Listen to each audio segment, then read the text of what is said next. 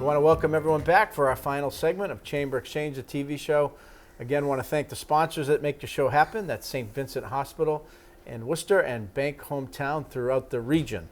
And with this, in our final segment, I have Debbi Lane from Magic Lamp Consulting. Welcome back. Hi, thank you so much. It's always nice to be here. Yeah. So we are in a year of anniversaries for the Worcester Regional Chamber of Commerce. We're celebrating 150 years as an organization, and you are celebrating 5 years as a founder and owner of Magic Lamp Consulting. Yep, it's been a wild ride. It's been great. Yeah, so when you go back to 2000, what kind of prompted you to start this? Was it COVID related or before COVID, or kind of what was the genesis of this idea to kind of start your own consulting business? I actually didn't have an idea to start my own consulting business. I had worked in IT. Actually worked for a home health and hospice agency for almost 15 years. And but I had a personal experience with a nonprofit that kind of changed the trajectory of my life. So back in 2018, I was really close with my mother-in-law, and I know people are like, your mother-in-law? But we were really good friends, and we did photo club together, we traveled together, and so we just had a really connected relationship, and she was the healthiest person until she wasn't. And she was diagnosed with stage 4 colon cancer. And we brought her over to the Virginia Thurston Healing Garden, which is an integrative cancer support center over in Harvard. And when we went there, we thought we were going for her. But for me, I got involved. I was her caregiver, and I got involved with their caregiver support group. And that was life-changing for me. At one point, the social worker and the caregiver support group looked at me and said, you know, I think you should write her a love letter. And I met her when I was 17, and she passed when I was 50. And so I woke up one night, and it was the journey that we had taken from the day I walked in and she was playing the piano, you know, through our trip to California, our trip to Europe, you know, and she helped with the kids. And for me, I wanted to make sure that they were there for the next person, and wanted to see what I could do to help. And so I had been involved with the PTO and done fundraising there, and so I offered to do grant writing for them, and that was at the end of 2019, right before COVID hit.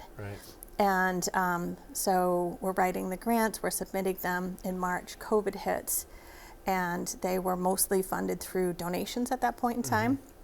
People were losing their jobs, their donations dropped, and the development director looked at me one day and she said, I think if you hadn't been writing grants for us, we might not have made it. And so the grants started coming in just as COVID hit. And so that had a huge impact for me. They were my very first client. I had volunteered for 3 months, and then they became a client. They introduced me to my next client. I still work with them today. And they are amazing. Now they do both in-person and virtual because they pivoted with COVID. So now people all around the state have access to their services as well. Got it. So Magic Lamp Consulting, what was the motivation behind the name Magic Lamp? If I asked you if I had a magic lamp, what would you wish for? Most people are going to wish for money. And so I'm the genie in the bottle. And so our goal is to, you know, to raise funds for nonprofits, build sustainability.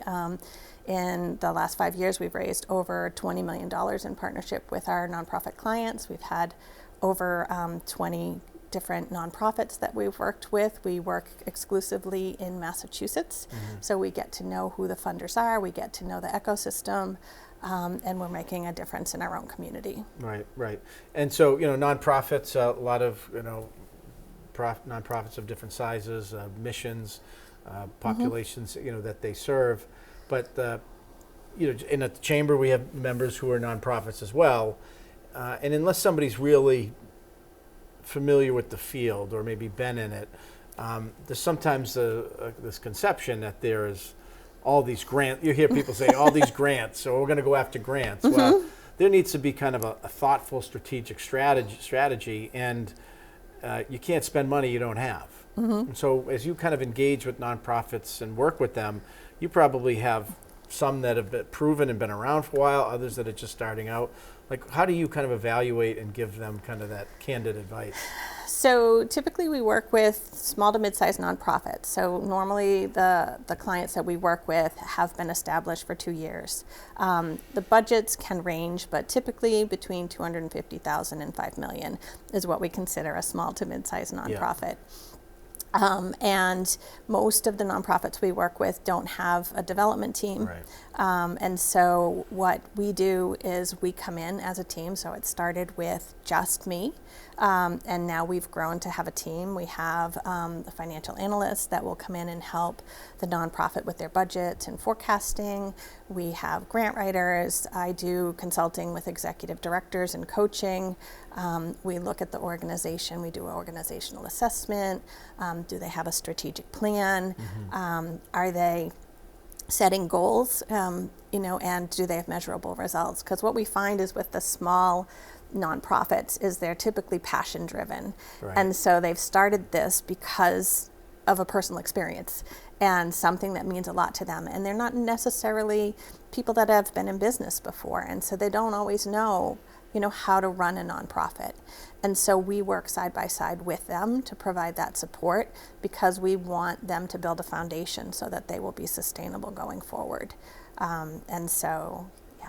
Yeah, and that's not only good, business advice, because nonprofits have to run like a business if they're going to sustain themselves or be successful in their mission-driven, focus. But oftentimes, granting entities, whether it be foundations or companies or even governmental agencies, they're going to want to know that the recipient of that or the grantee is a professional organization. They're good stewards with the money, and things like tax returns, mission statements, viability are all things they're going to use in evaluating whether you should get that grant or not.